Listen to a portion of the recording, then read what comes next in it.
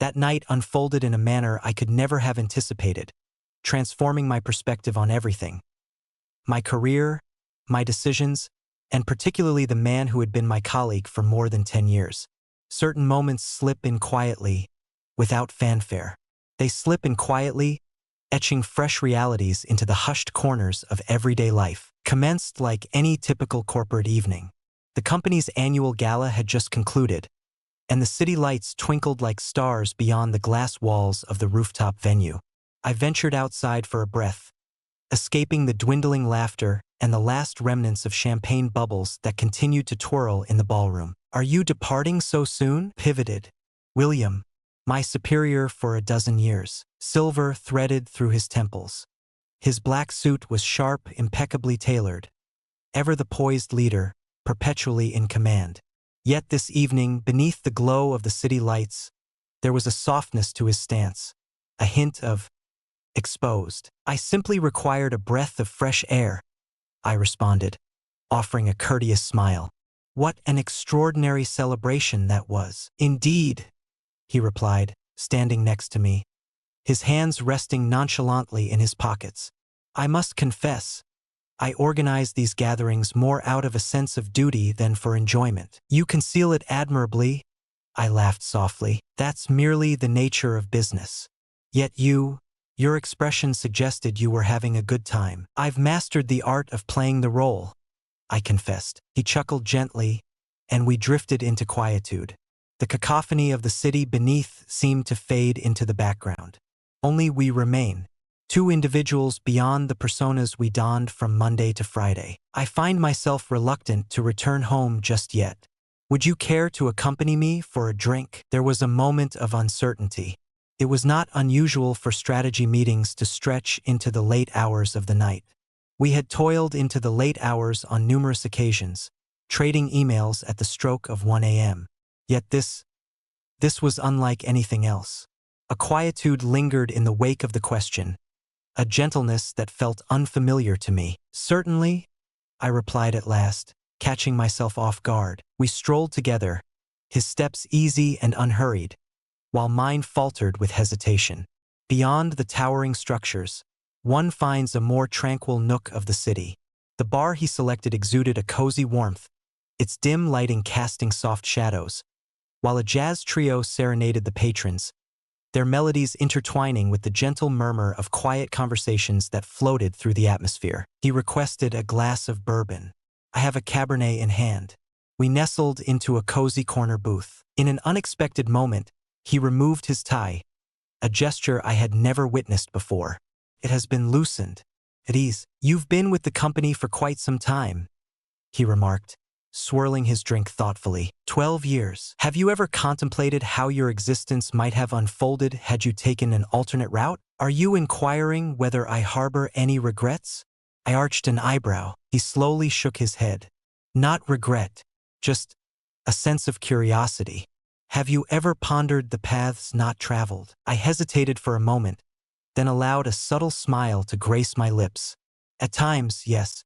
Yet, I have always held the conviction that each decision guides us precisely to our destined path." "That's a soothing notion," he murmured softly. "A formidable presence." For the next hour, our conversation drifted far from the realm of work. We reminisced about days gone by, the essence of our youth. His inaugural venture met with failure. I set aside my aspirations of becoming a writer to pursue the ascent of the corporate ladder. In a single hour, he revealed more of his true self than he had in a dozen years spent in boardrooms and exchanging memos. Time became indistinct. One drink transformed into two. Then there were three, and then his fingers grazed against mine. Gentle, uncertain, experimentation in progress. I remained steadfast, refusing to withdraw. His touch lingered for a heartbeat longer, and as he finally withdrew his hand, I became acutely aware that I had forgotten to breathe. "I apologize," William whispered, his tone soft and heartfelt. "I never intended to overstep my bounds." I gently shook my head. "Everything is fine." I found myself hesitant to express anything further. We drained our glasses in a serene pause, the heaviness of the unsaid hanging in the air around us. It was neither awkward nor entirely comfortable. Awareness surged, palpable and charged with energy. Outside, the city had embraced its late-night cadence. The streets lay in a hushed stillness. We strolled at a leisurely pace, initially silent, allowing the quiet to expand between us, a question lingering in the air that neither of us dared to confront. Upon arriving at my building, I paused to express my gratitude to him. This evening, it caught me by surprise, I murmured gently. Indeed, it was, he concurred, his gaze locked onto mine. Yet, I find solace in the fact that it occurred. Words eluded me. I chose to remain silent. I offered him a slight nod before crossing the threshold, my heart pounding fiercely within my chest. With a soft click, the door sealed itself behind me, and I found myself leaning against it, releasing a breath I hadn't known I was holding. That night, slumber eluded me.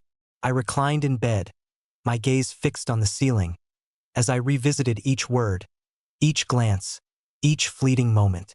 That delicate touch of his hand against mine. It resonated. As dawn broke, I found myself stirring from slumber, the early hours beckoning me to rise. The sun poured through the blinds, yet an unmistakable shift lingered in the air. The flavor of coffee had lost its familiar essence. My morning routine felt askew, as if a puzzle piece had been ever so slightly displaced. As I stepped into the office, a surge of adrenaline coursed through me, quickening my pulse as I walked by his office door. The transparent barriers revealed no secrets, yet his essence coursed through me like an electric pulse just beneath the surface. I took my place at the desk, feigning deep engagement with the emails before me. Yet, in that moment, a shadow descended upon me. I raised my gaze, and there he stood. "Good morning," he greeted, uncomplicated, calculated, yet his eyes, they were on a quest. "Good morning," I responded, equally measured in my tone. He hesitated for a heartbeat, then gave a slight nod before turning to leave. For several minutes, my heart continued to race. As the hours unfolded, William made his way past my desk with an unusual frequency. At one moment, he took a brief pause to inquire about a report that he might have sent via email. On another occasion, he praised my efforts on a presentation he had previously approved days earlier. Every meeting was fleeting, polished and poised. Yet beneath the surface, a palpable tension lingered.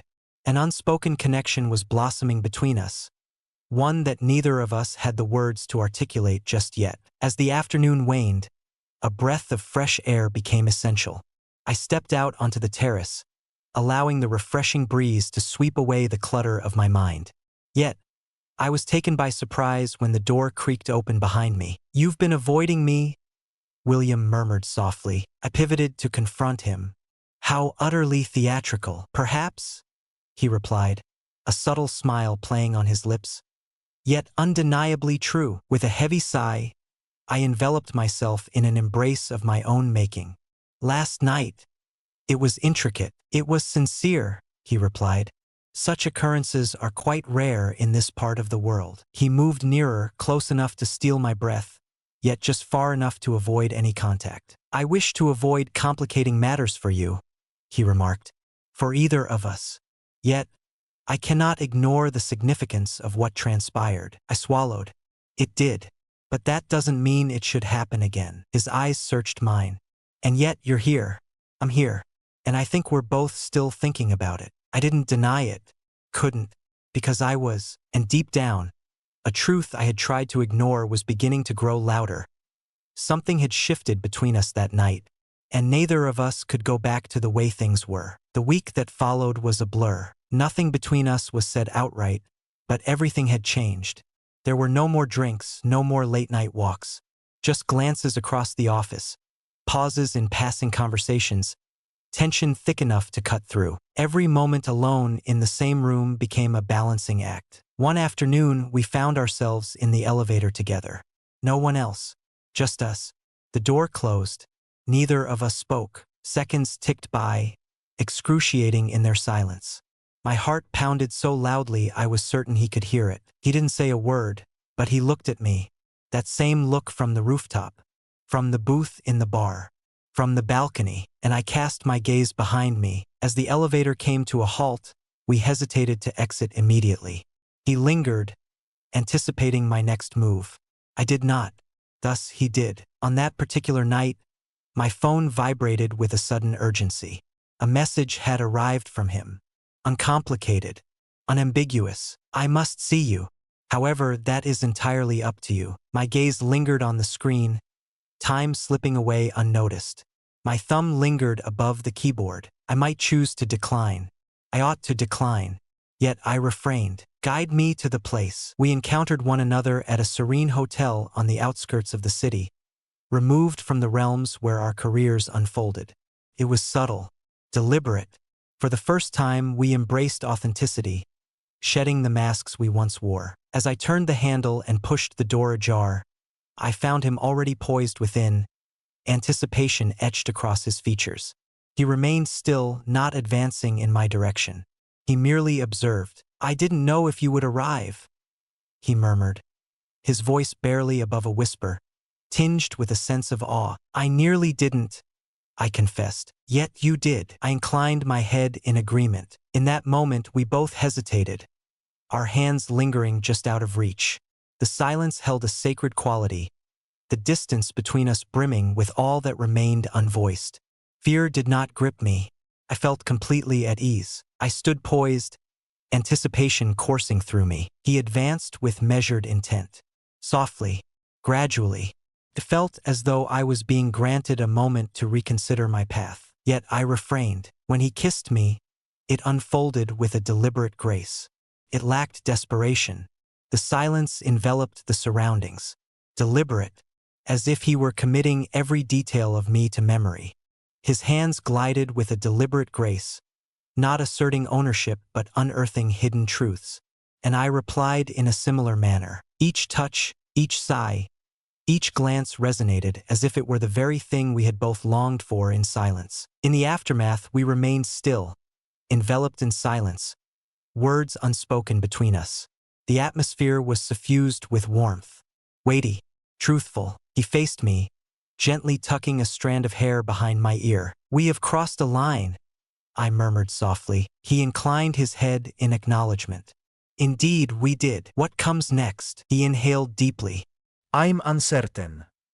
Yet, I find myself unwilling to return to the facade. I did not either. Yet, I was acutely aware that what we had just done could not remain concealed indefinitely.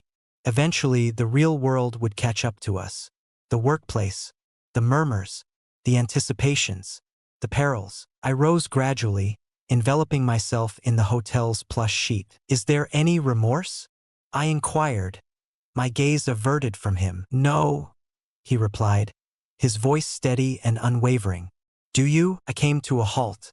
She then pivoted to confront him. Not in the slightest. The days that followed resembled a precarious stance at the brink of a precipice, motionless, yet perpetually vulnerable. Upon returning to the office, all appeared unchanged. The identical desks, the identical coffee machine, the identical courteous exchange of pleasantries. Yet, beneath the surface, a transformation had occurred. Each time I laid eyes on William, my breath hitched in my throat. We maintained our separation. It was necessary for us to do so, yet the silence that enveloped us conveyed a depth beyond what words could ever express. He failed to reach out to me. I refrained from calling him. We conducted ourselves with the utmost professionalism, as if nothing had shifted, yet all had changed. The burden of our actions lingered silently in the shadows of each gathering. It lingered in the atmosphere as we brushed past one another in the corridor. And even more troubling, I began to sense it in the gazes of those around us. It started with the faintest of signs, looks that held a moment too long, hushed exchanges that fell silent upon my arrival. One morning, I approached my desk only to discover a folded note, devoid of a name or any familiar handwriting. Does he gaze at her with the same intensity as he does when he looks at you? My stomach plummeted. I crumpled the note and thrust it into my bag, my hands trembling with unease. I surveyed the office with a keen gaze. Everyone appeared perfectly ordinary. Yet, in some inexplicable way, all of them did. As the day unfolded, William summoned the entire team for a meeting. His voice resonated with a calm assurance, his posture exuding an air of flawless confidence.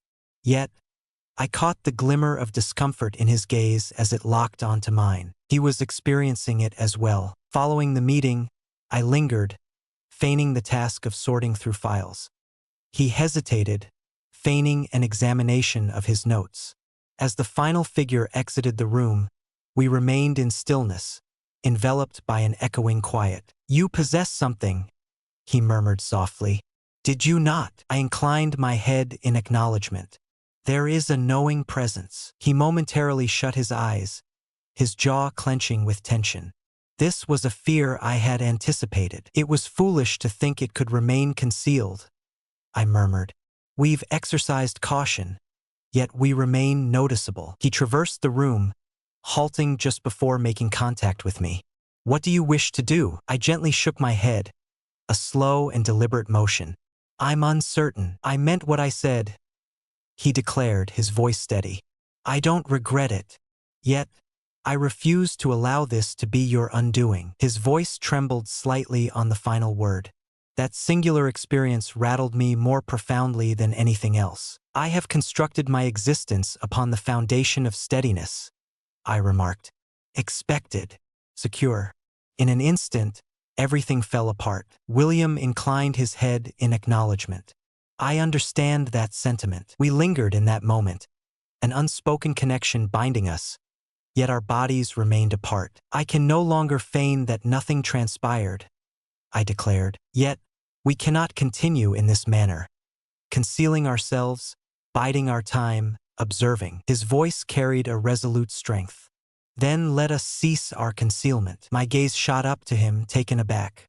"Could you clarify what you mean? If we're going to embark on this journey, let's do so with integrity, perhaps in silence, with great care, yet devoid of shame." It was audacious, perhaps a touch reckless. Yet, it was the first moment of genuine honesty I had experienced in days. "I'm frightened," I confessed. "I am as well," he replied.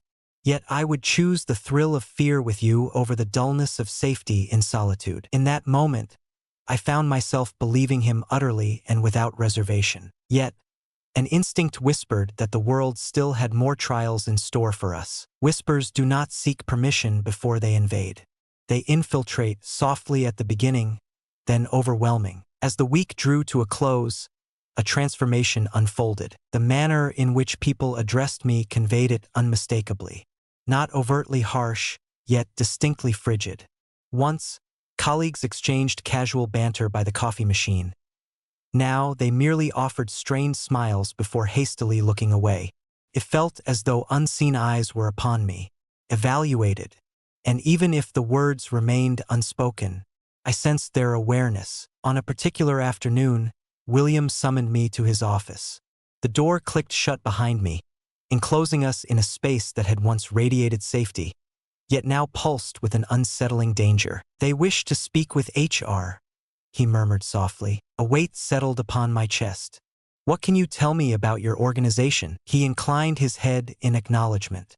"I have been requested to relinquish my oversight of your department during the review process." My gaze fixed upon him. "It is now official." "Not yet," he replied. "Yet it shall be." We lingered in silence for what felt like an eternity. All words had been exhausted, conveyed through glances, gentle caresses, and whispered truths shared in the secrecy of closed doors. "I am to blame for all of this," I murmured. He cast a piercing glance in my direction. "No, please refrain from doing that. You did not exert influence over anyone. You did not traverse those boundaries in solitude. We were fully aware of our actions." "Yet I have so much more at stake," I replied. "Some may claim that I ascended to success through dubious means. All that I have achieved is a testament to your influence." His jaw tightened. "You have rightfully claimed it all, long before our fingers ever brushed against one another. If they fail to recognize that, then let the blame rest on them, not on you." A solitary tear traced its path down my cheek. I was unaware that tears were streaming down my face. "What shall we do next?" I inquired. He released a slow breath. "The choice is ours." Select, a word so simple, and yet It bore the burden of 2 lives, 2 legacies, and one potent, irrefutable truth that bound us together. On that particular night, I found myself in solitude within the confines of my apartment. There is no wine. Silence reigns. Only silence. I revisited every moment, the gala, the rooftop, the initial touch, the hotel room, the note. Each moment that brought me to this point. With a decisive motion, I lifted the lid of my laptop. I have composed my resignation letter, not due to any sense of guilt. Yet, it was essential for me to find some distance, to ponder, to inhale deeply, to unearth the essence of my being beyond William, beyond the label, beyond the murmurs. With the dawn of a new day, I presented it to him in person. Not a single word escaped his lips. He simply gazed at it, then lifted his eyes to meet mine. "So, you're leaving," he remarked. "It is not a question, a moment of clarity. For now," I murmured gently. "Perhaps for all eternity. I'm uncertain." I believed we had decided to cease our concealment. We exist. Yet, that does not imply we can continue to dwell within the tempest. He inclined his head with deliberation. "Shall our paths cross once more?" I moved in, my hand resting gently against his chest. "You shall," as the clamor subsides. In those moments when it's solely you and I, absent of all else. He inclined toward me, his forehead meeting mine in a gentle touch. "I shall remain here," and I understood the weight of his words. For ultimately, not all loves are adorned with the guise of perfection. They come unannounced, akin to tempests on warm evenings. Chaotic, stunning, and authentic. Though they may not always conform to the constraints imposed by the world, there are moments when they remain a choice worth making. Your presence here is appreciated, as you've journeyed alongside me through a narrative that was challenging to unfold. Not every romance concludes with a title. Not every connection conforms to a mold. Yet, certain bonds transcend mere definition, etching their presence upon us for eternity. If this narrative resonated with you, I invite you to express your appreciation by liking, subscribing, and sharing your reflections in the comments below. Each word contributes to the expansion of this realm, a sanctuary where genuine emotions find their home, and narratives are authentic, deeply human, and courageous. Until we meet again in the next video. And if you find yourself in love, embrace it with courage. When you choose to release, do so with elegance.